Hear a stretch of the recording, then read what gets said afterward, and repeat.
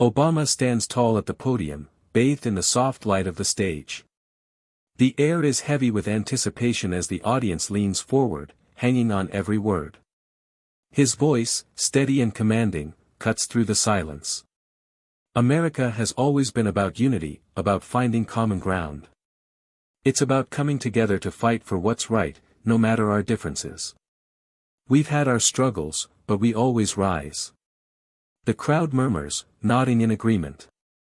But then, without warning, Trump, sitting across the room, leans forward. His eyes narrow, and his lips curl into a smirk.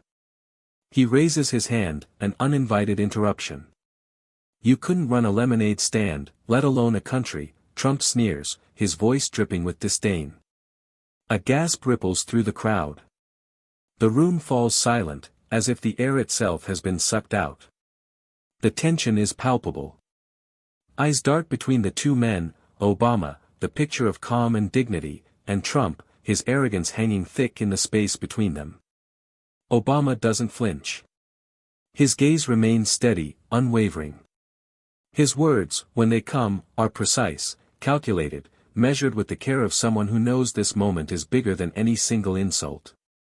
If you want to talk about running things into the ground, Obama responds, voice cutting through the heavy air, look no further than your own history. The words land like a blow. The room holds its breath, caught between disbelief and shock. There's a brief pause, just long enough for Trump to process, long enough for the weight of Obama's response to settle in. But Trump, never one to back down, opens his mouth again, a glint of frustration flashing in his eyes. But Obama, without hesitation, continues, his presence undeniable. The battle lines have been drawn, but it's clear now, this won't be about policy, not about speeches or plans. This is about something deeper, something that strikes at the heart of America's soul. The crowd shifts, the tension still thick in the air, as they wait for what will come next. Because in this moment, the question is no longer who will win a debate, it's who will win the heart of the country.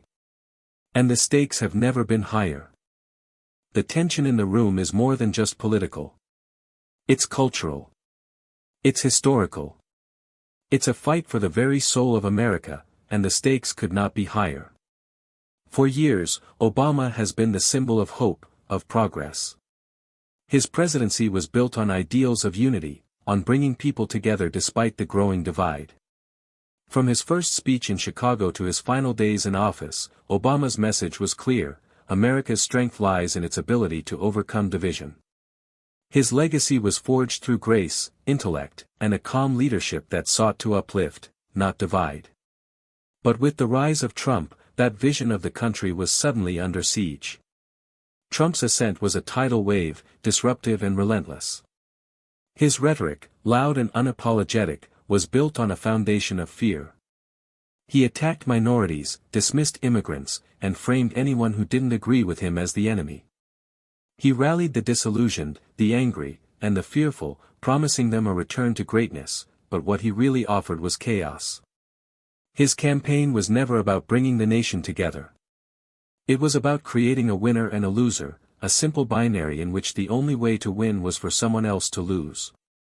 In this confrontation, the stakes are no longer about policy. It's about identity. It's about what America will stand for in the years to come.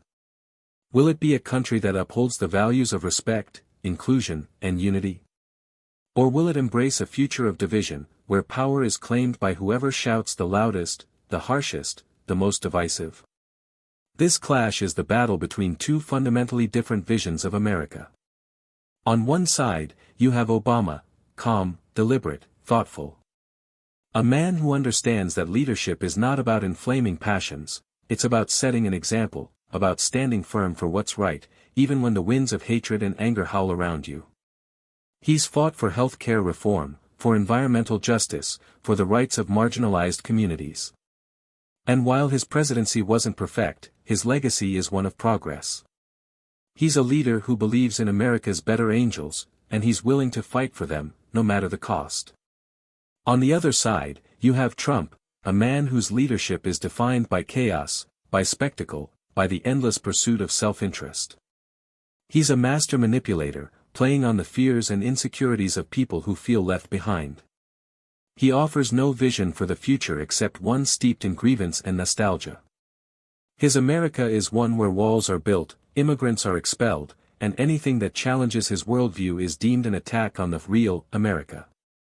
He's not a leader, he's a disruptor, thriving in the instability he creates. And now, the world is watching.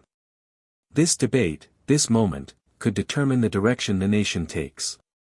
It's no longer a question of left versus right, or Democrat versus Republican. It's the vision of the future versus the politics of division. What happens here will define what America stands for in the 21st century. Will it continue to strive toward inclusivity, toward progress, toward unity? Or will it succumb to the forces of hatred and resentment, to the us versus them mentality that threatens to tear the country apart? The entire world is watching, waiting to see which direction this moment will tip. A single exchange between Obama and Trump could tip the balance. This confrontation will change everything. And what happens next will leave the world stunned. Donald Trump's rise to power was not one of quiet ascent. It was loud, brash, and relentless, an explosion into the political scene that sent shockwaves through the country. He didn't walk into the public eye, he bulldozed his way in, leaving a trail of controversy and spectacle in his wake. Trump's brand was built long before he ever considered running for office. His name, emblazoned across skyscrapers and casinos, was synonymous with wealth, power, and arrogance. But behind the flashy exterior and the golden towers, Trump was always more interested in spectacle than substance. In the business world, he was a showman, not a strategist, more adept at creating a headline than building lasting success. His wealth was often exaggerated, his business deals more show than substance. Yet, it was precisely this persona that made him a household name. He was the man of the people, a symbol of capitalist triumph, a self-made billionaire who could do no wrong. When Trump descended from his gilded penthouse to announce his candidacy for president in 2015, it wasn't with a policy platform or a vision for America's future. It was with a grand spectacle, an entrance meant to grab attention and stoke division. He didn't just announce his candidacy, he made an attack on America's most vulnerable. His first speech was one for the history books.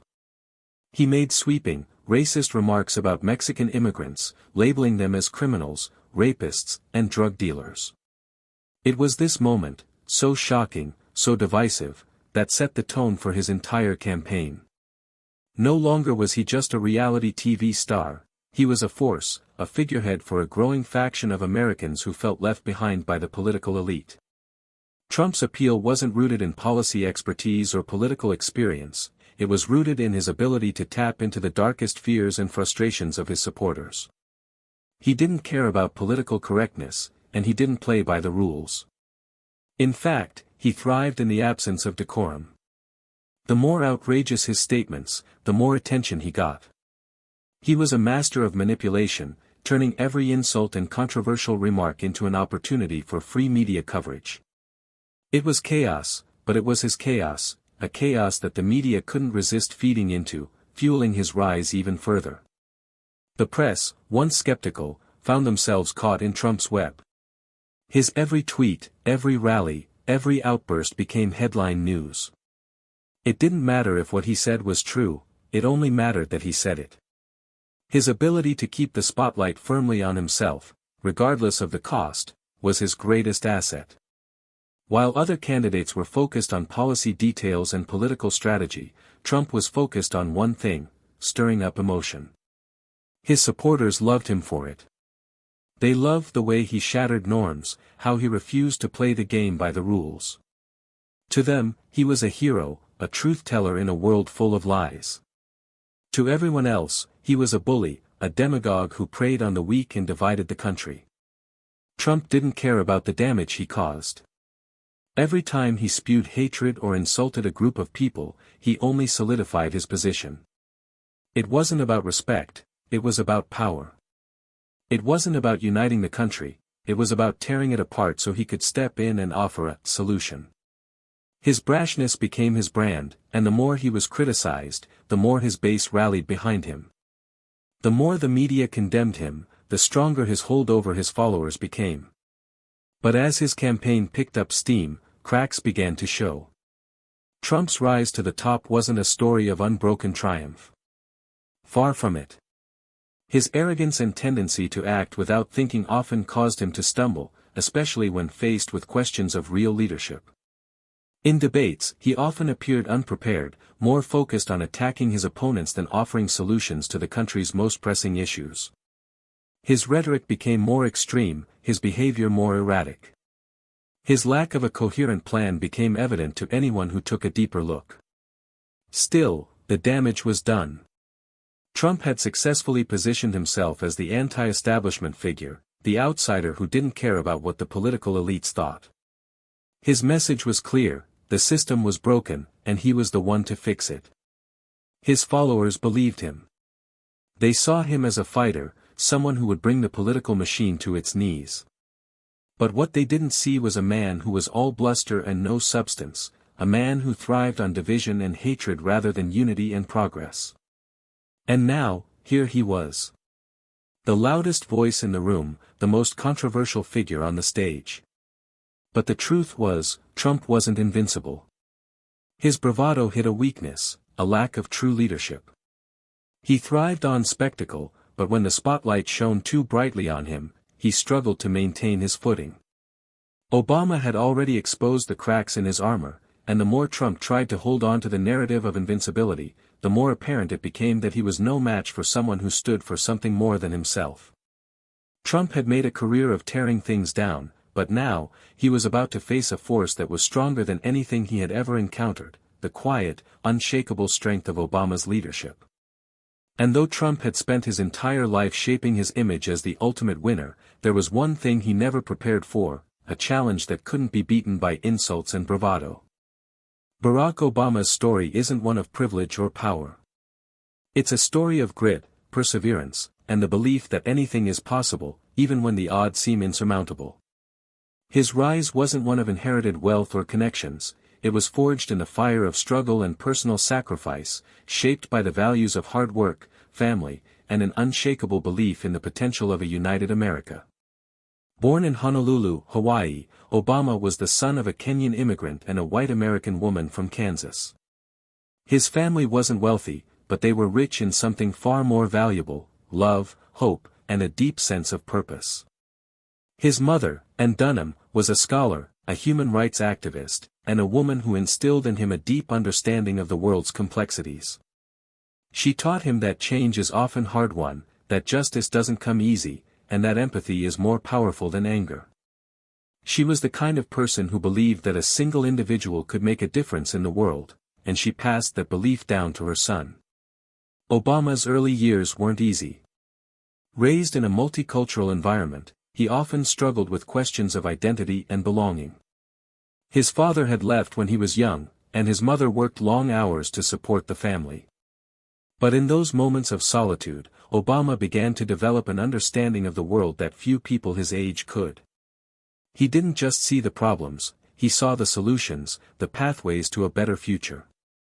Even as a young man, he understood that America's true strength lay in its diversity, in the ability of people from all walks of life to come together for a common cause. As he moved through life, Obama was drawn to public service, not out of ambition for power, but out of a desire to give back. He knew that the American dream wasn't just for the wealthy and the well-connected, it was for everyone, no matter their background, no matter their circumstances. His decision to go to law school at Harvard wasn't about prestige, it was about understanding how the system worked, so he could fix it.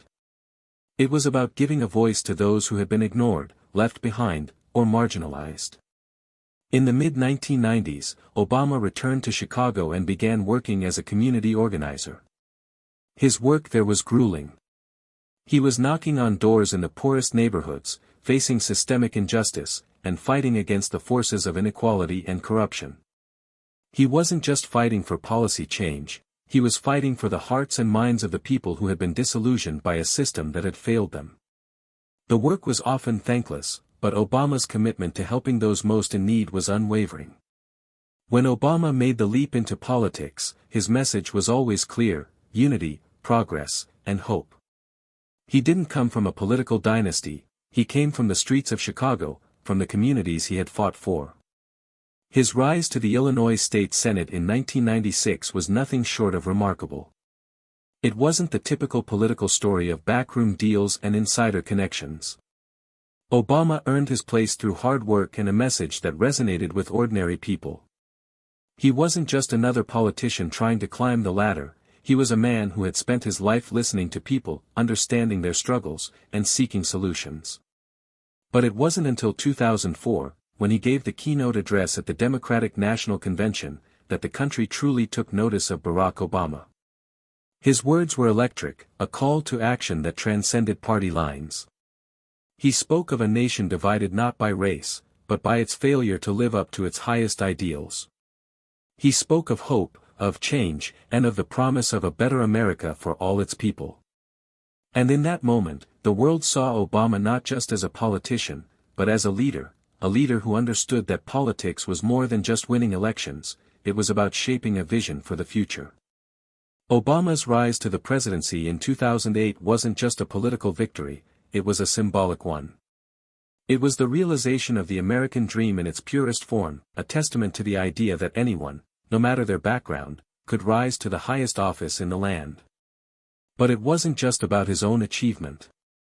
It was about the thousands of people who had supported him, who had believed in him, who had worked alongside him to make change happen.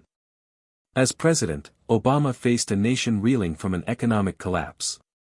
His first term was defined by the fight to restore America's economy, to provide health care to the millions who had been left out of the system, and to bring about long overdue changes in the country's infrastructure. He was tested in ways few leaders had been tested before, facing a divided Congress, an often hostile media, and a public that was exhausted by the endless wars in the Middle East. But through it all, Obama remained calm, focused, and determined. His leadership wasn't about headlines or sound bites, it was about doing the hard work of governance, of making tough decisions for the long-term good of the country. But beyond the policy battles, Obama's greatest strength was his ability to inspire. In moments of crisis, he didn't resort to anger or division. Instead, he spoke to the American people as one of them, as someone who understood their pain and their dreams. He reminded the country that its greatest strength was its people, and that no matter the obstacles, the nation could overcome them if it stood together. Obama's legacy is built on this foundation, the belief that America's best days are ahead of it, that the country is at its greatest when it comes together in the face of adversity. In the midst of one of the greatest economic crises in history, Obama remained steadfast in his commitment to a better, more inclusive future. His calm, reasoned approach to governance stood in stark contrast to the chaos that had begun to take hold in American politics. And now, as he faces Trump, it's clear that Obama's journey hasn't just been one of personal triumph, it's been a journey of unwavering commitment to the American ideal. His fight isn't just for the presidency, it's for the soul of the nation itself. And in this moment, Obama stands as the embodiment of everything Trump is not, a man who values unity over division, truth over falsehood, and hope over fear. In a world that has often been torn apart by hatred and mistrust, Obama's leadership remains a beacon, shining brightly, unwavering in the storm. He is a man of principle, a man who has faced hardship and come out stronger on the other side. And in this battle, that strength, that calm resolve, will be tested like never before. The room hums with tension, the air thick with anticipation. This is no longer just a debate, it's a clash of worlds, a battle for the very soul of the nation.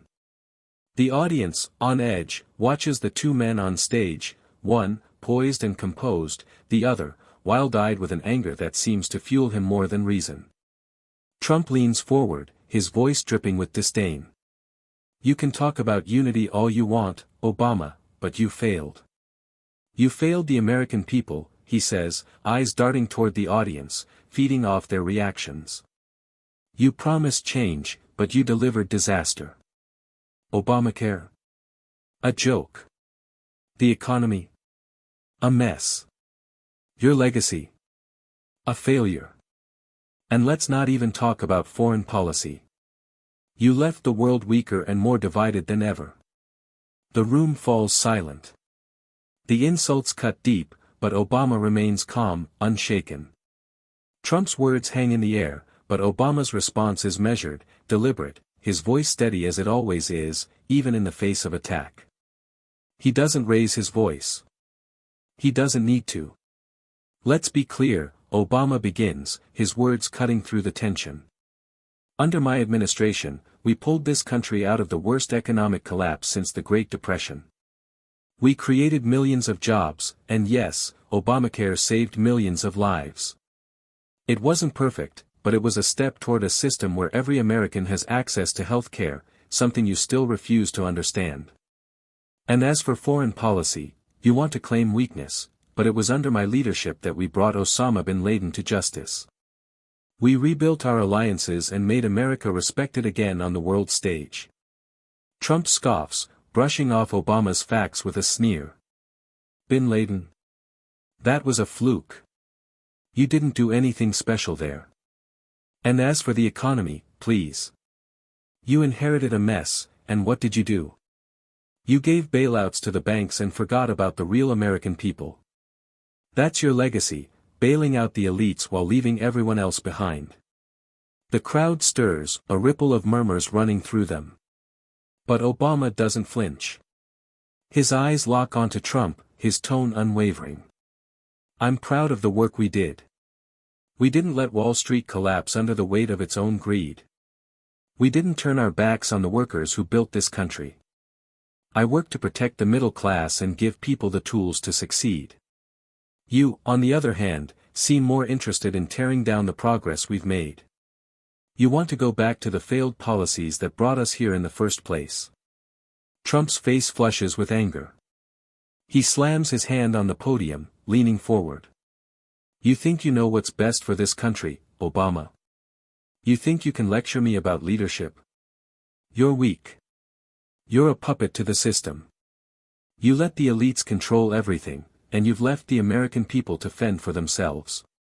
Obama stands tall, unyielding. He knows what's at stake, but he remains above the fray. His response is quiet, but the weight of his words lands with precision. This country deserves more than divisive rhetoric. It deserves leadership that builds bridges, not walls. You want to tear people apart. You want to divide us.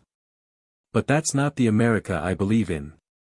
The crowd is on edge, waiting for Trump's next move. They can feel the tension building, the stakes rising with every word. Trump is rattled now, his bluster turning into desperation. You call it unity, but you're just hiding behind your nice speeches and lofty ideals. The real America doesn't want your fancy words, they want action. They want someone who gets things done. Someone who isn't afraid to tell it like it is. You've spent 8 years talking and doing nothing. Obama pauses, letting the words settle. There's no anger in his expression, just quiet resolve.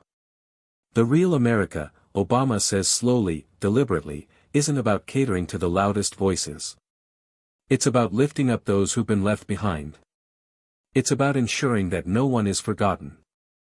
You can shout all you want, but the truth is, progress doesn't come from tearing people down, it comes from lifting them up.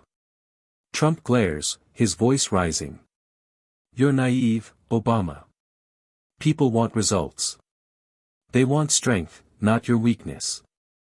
They want leadership, not your policies that bend to everyone but the American people. Obama doesn't back down. His calmness is an anchor in the storm of insults. I never claimed to have all the answers, but what I did was work for the good of this country, even when it wasn't easy. I fought for the people who don't have a voice, the people who get left behind by politicians like you. You call it weakness, but I call it strength, the strength to do what's right, even when it's hard. For a moment, Trump's mask slips. The anger, the constant insults, none of it is enough to shake Obama's composure. Trump's power has always been in his ability to disrupt, to create chaos and confusion. But Obama is not rattled by chaos. He is a force of calm in the face of it, and the contrast is glaring. Obama's vision is clear, a future where America comes together, not because of slogans or spectacle, but because it's the right thing to do. Trump's vision, on the other hand, is built on division, on tearing the country apart so that he can stand alone at the top. The crowd knows it. They can feel it. And in this moment, they know the fight is no longer about policy. It's about leadership, it's about integrity, and it's about who can truly guide America toward a better future. The tension in the room is thick now, but there's something else building, something more than just the battle between two men. There's a larger conflict unfolding, one that will define the next chapter of America's history. The clash of their worldviews is just beginning, and what happens next could change everything. Obama stands tall, his hands clasped behind his back, his posture impeccable.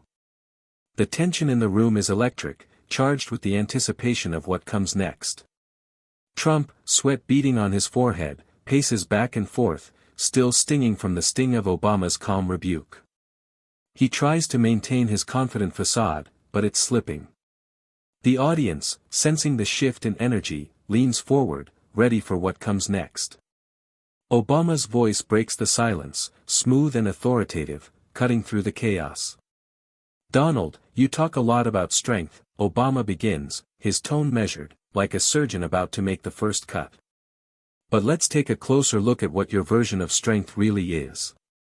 The room falls into complete silence, every eye on Obama. Trump's gaze flickers, but he stays silent. Obama doesn't waste a second. "You claim that I didn't do enough to fix this country, that I was too weak to lead. But let me remind you of something.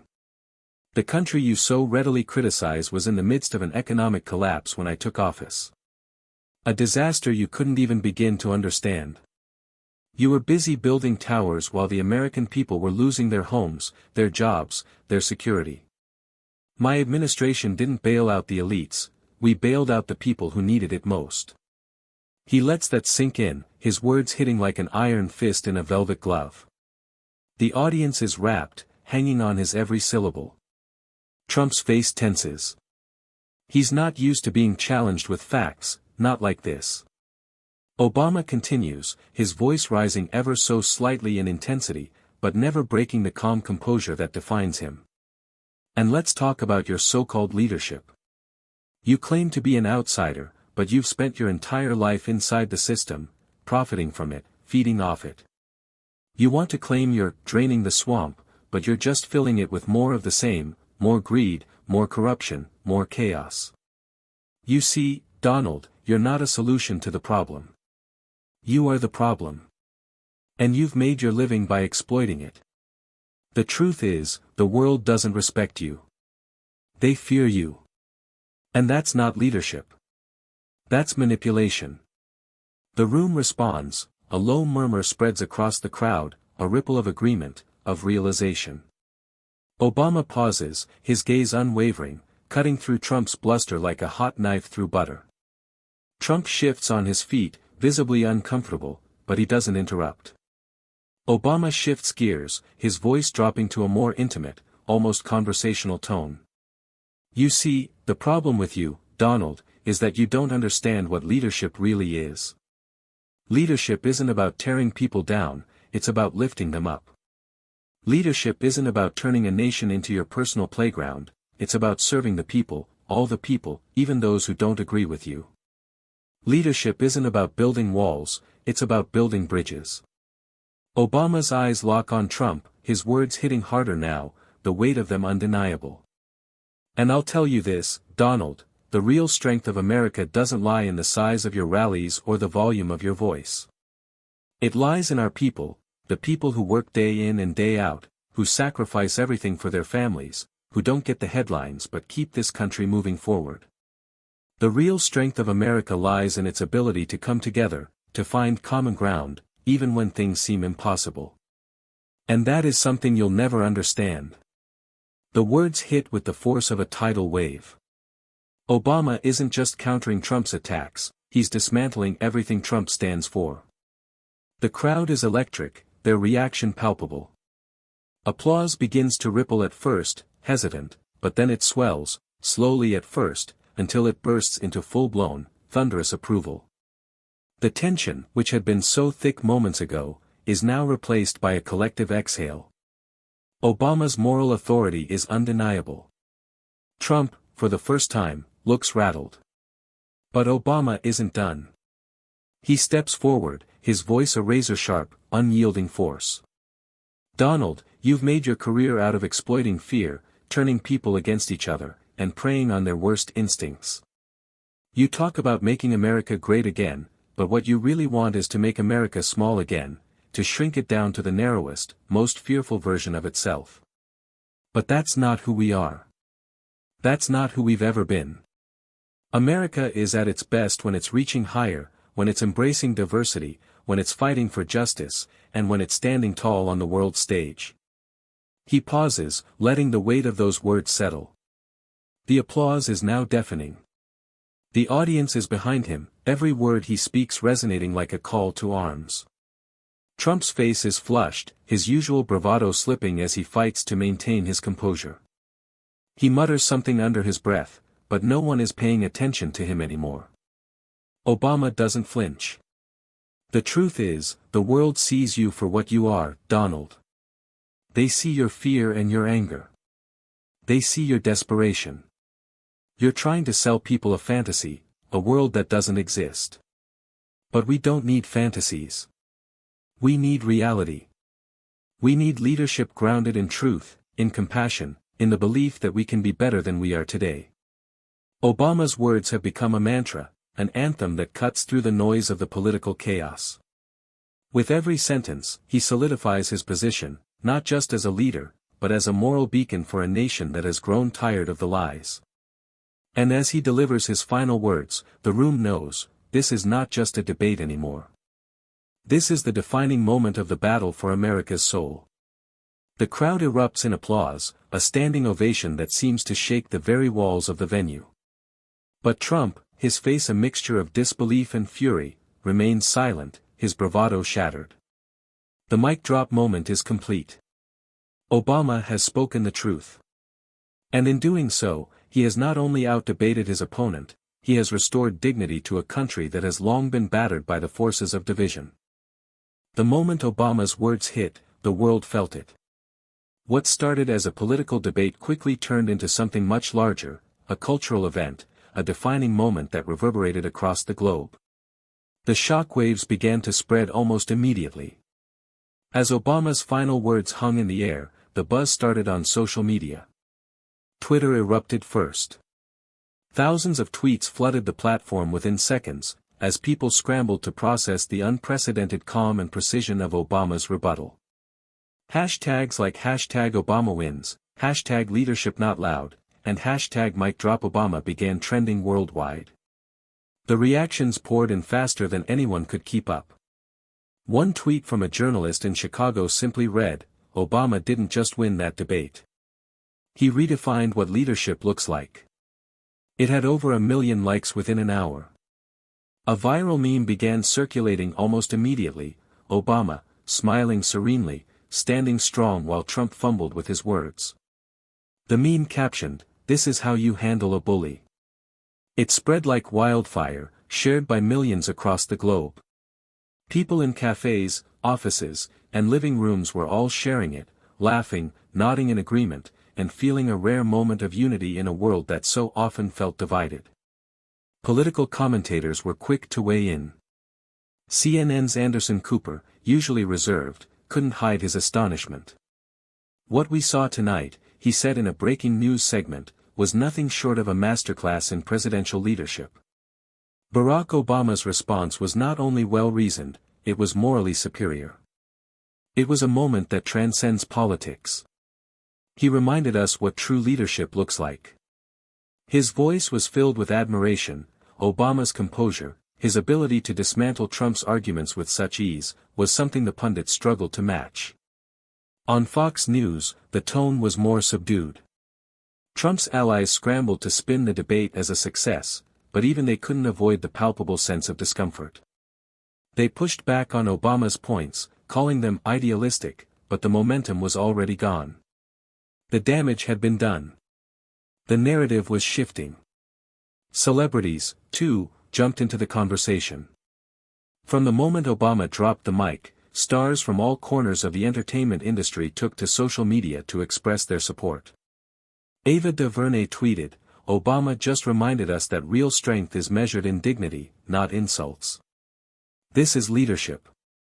Beyoncé, ever the icon of empowerment, posted a video of her clapping and cheering. The post quickly went viral with the caption, "This is what it looks like when truth wins." The reverberations didn't stop at entertainment. Politicians from both sides of the aisle spoke out, though the responses were divided. Democratic leaders, like Senator Elizabeth Warren, didn't hold back. She tweeted, "Tonight, Barack Obama didn't just defend his record, he defended the soul of this country." In contrast, Republicans like Senator Ted Cruz tried to play down the moment, arguing that Obama's comments were just more of the same. But even they struggled to ignore the tidal wave of praise Obama was receiving. The real power of this moment, however, came not from the politicians or the celebrities, but from the everyday people, immigrants, working-class families, teachers, students, all those who had watched Obama over the years and saw him as a beacon of hope. The world, for a brief moment, was united in a collective moment of validation. People who felt dismissed, whose concerns had long been ignored, felt seen. They saw Obama's dignity in the face of relentless insults, his calm response when chaos threatened to overwhelm the room. By morning, the impact was undeniable. The front pages of newspapers worldwide carried the same message: Obama's historic rebuttal stuns Trump and the world. The tone was not just celebratory, it was reverent. Headlines across the globe, from the New York Times to The Guardian, from Le Monde to the Sydney Morning Herald, hailed Obama as the ultimate victor, not just of the debate, but of the values he represented. This was more than politics. It was a battle for the future of a nation. And Obama had won. In the streets, in coffee shops, on buses, and in offices, people were talking about it. The debate wasn't just being analyzed on political platforms, it had become a part of the daily conversation. Everywhere you went, people shared the same video clip, Obama standing poised while Trump stammered. The words, the calm assurance, the sense of moral clarity, they became a symbol of a moment when truth triumphed over chaos. And yet, as the social validation layer grew, there were also ripples of unease. While the world celebrated, Trump's base was angry. Fox News continued to spin, but the frustration was palpable. Trump himself didn't take it well. His rage was building as pundits and political figures continued to praise Obama's performance. The narrative around him, the narrative he had spent years cultivating, was beginning to crack. As the day wore on, Trump took to Twitter, launching into a barrage of angry, defensive posts. "The fake news is trying to take me down, but they can't stop the Trump train. I'll win in the end, you'll see." But the words didn't land the way they used to. His posts garnered fewer retweets and comments. The once unstoppable force of his rhetoric now felt hollow, like an echo in a room that had already moved on. And Obama? He remained quiet. He didn't need to say anything more. His message had been delivered, loud and clear. His calm confidence had already said it all. The world had heard his truth. The nation, perhaps for the first time in a long while, had been reminded of what real leadership looks like. The aftermath wasn't just political, it was cultural. The global conversation had shifted. For those who had felt overlooked, Obama had given them hope again. For those who had longed for dignity in leadership, he had delivered it. What had begun as a debate was now a movement, a reminder that in a world full of noise, the truth still holds power. And in this moment, Obama had proven that no amount of insults, no amount of division, could ever silence that truth.